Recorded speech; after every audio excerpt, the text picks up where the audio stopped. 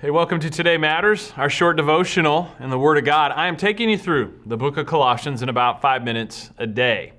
We're in Colossians 3:21, which says this: Fathers, do not exasperate your children so that they will not lose heart. Now, I paused this devotional, but I'm going to pick it back up today because we talked a little bit about burnout last week. But previously, we talked about the first 6 ways of the 10 main ways that parents can exasperate their children. So what I'm going to do is get you caught up.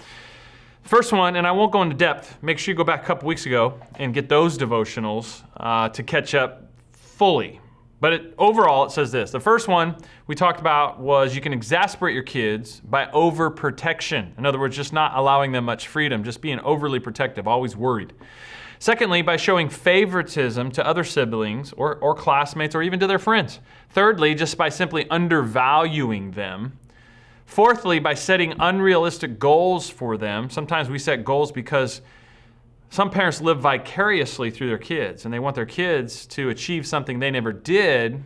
And so what ends up happening is they set these unrealistic goals. Instead of understanding and realizing who our kids are individually, we want them to be just like us and accomplish maybe what we missed out on or what we didn't accomplish. Typically, this happens in sports.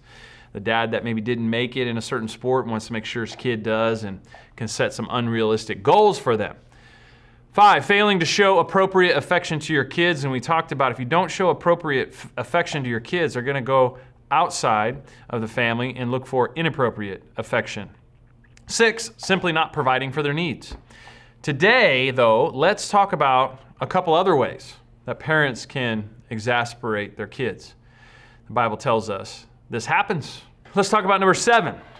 Step number 7 ways, when we talk about ways you can exasperate your kids from Colossians, it says you can exasperate your kids by having a lack of standards. Okay, this is the flip side of overprotection. In other words, there's just no clear parameters in the home.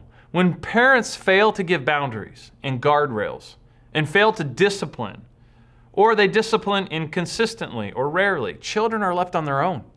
And here's the thing that most parents don't understand. They simply cannot handle that kind of freedom. And they just feel insecure and unloved. They can easily go off the rails. You know, it was 2nd grade. I started taking care of myself in 2nd grade. I had to get up by myself. I had to set my own alarm. My mom had already left for work by 3 a.m. She had 3 jobs as a single mom. I had to make my own lunch for school. I had to get myself to school on time, ride my bike. I had to then get home. I had to make food when I got home for myself. I had to do my homework.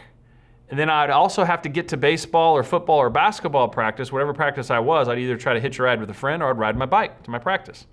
See, I was the classic latchkey kid, to say the least. And as I mentioned, mom was working hard.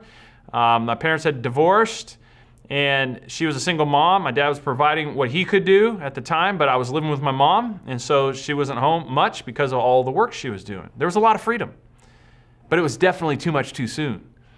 And I was one of those kids that was exasperated. See, the other side of this lack of standards is some parents, they kind of think that they have to be their kids' best friends.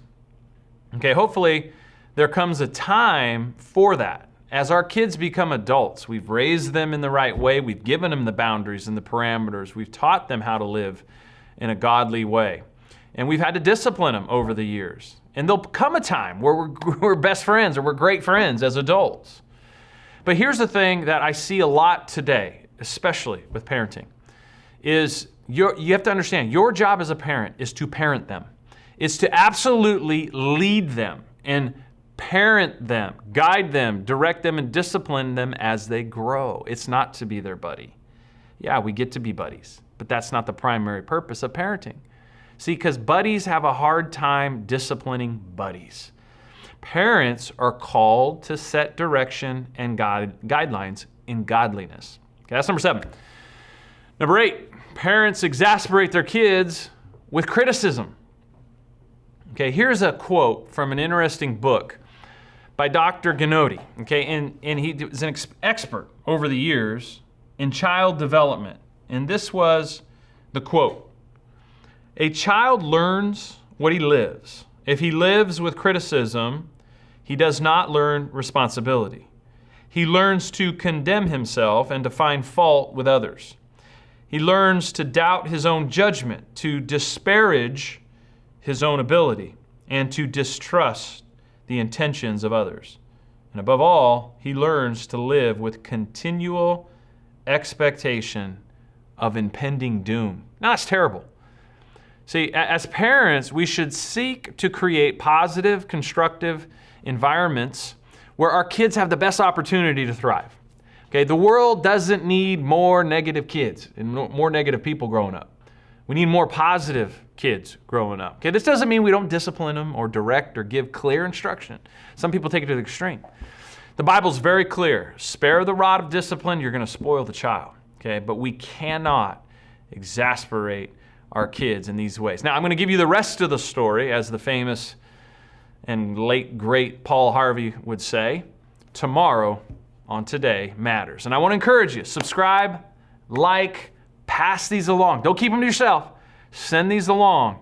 And always ask people, hey, what do you think about this? Get their comment, get their opinion on it. It might not be good, hey, but at least you're getting it out there and they're responding. So send it out. We'd appreciate it, because an invite can absolutely change a life.